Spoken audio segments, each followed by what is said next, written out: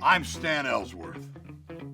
You might have heard me talking about history on American Ride. But today, I want to talk about the United States Constitution, how it came to be, why it came to be, and what makes the United States Constitution a revolutionary document even today. So throttle up, baby. Let's hear the story.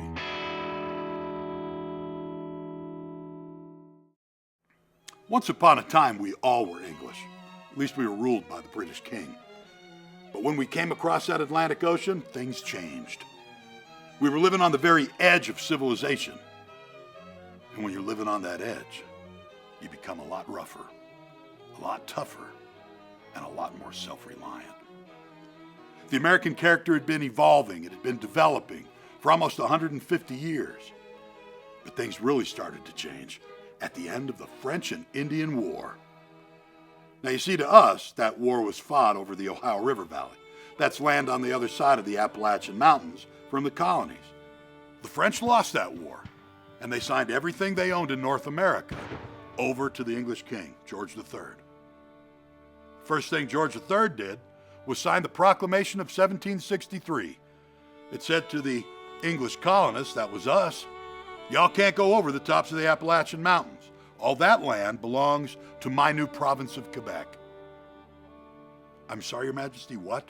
What are you doing? We have communities over there. It's where we hunt, it's where we farm, it's where we fish. We have fathers, brothers, sons that just died for that country. What do you think you're doing? The king had started things off on the wrong foot, and it was only going to get worse. The very next thing King George III does is he turns to Parliament and says, you fellas got to find a way to pay for the troops I'm leaving over there in the colonies. Well, Parliament scratches its collective head and comes up with what they think is a jolly good idea. We're going to tax the American colonists. You see, they're not represented in Parliament. We'll never hear a word of complaint. That's win-win for Parliament, lose-lose for the American colonists. First thing they're going to tax is sugar. You see, it's not just about making money. It's about control. Parliament is going to control the American colonists. They're going to control their economy. We're not happy about it at all. Then they come up with the Stamp Act.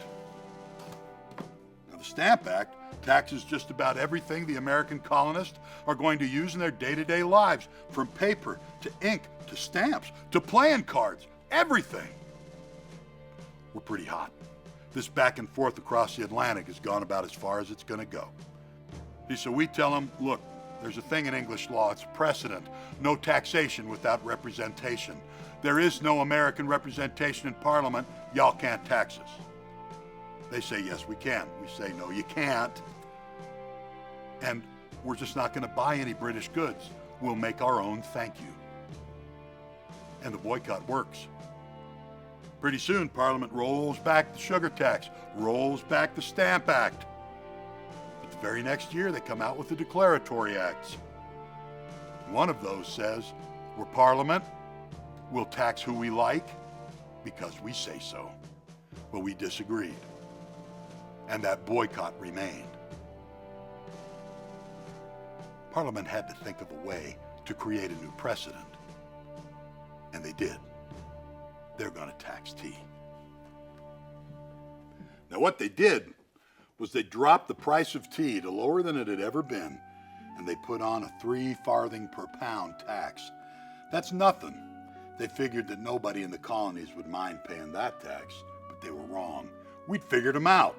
We weren't going to give them that precedent they were looking for. Now, they sent tea over by the shipload. The Dartmouth, the Eleanor, the Beaver, all pulled into Boston Harbor loaded with tea. In fact, better than 300 crates. The Sons of Liberty, the guys that were most opposed to the king and his actions, said to the royal governor, Mr. Hutchinson, don't unload the tea, we won't pay the tax. The royal governor said, I'm going to unload the tea and you will pay the tax. They said, don't do it. He said, I'm gonna, and I'm gonna do it tomorrow. That very night, 150 Sons of Liberty, thinly disguised as Mohawk Indians, dumped 342 crates of tea into Boston Harbor, making the tea undrinkable, even for Americans. The Boston Tea Party was the match that lit the fuse to the American Revolution. Join us next time when we're going to talk about the shot heard round the world. Subscribe now. It's history with attitude and the American story with an edge.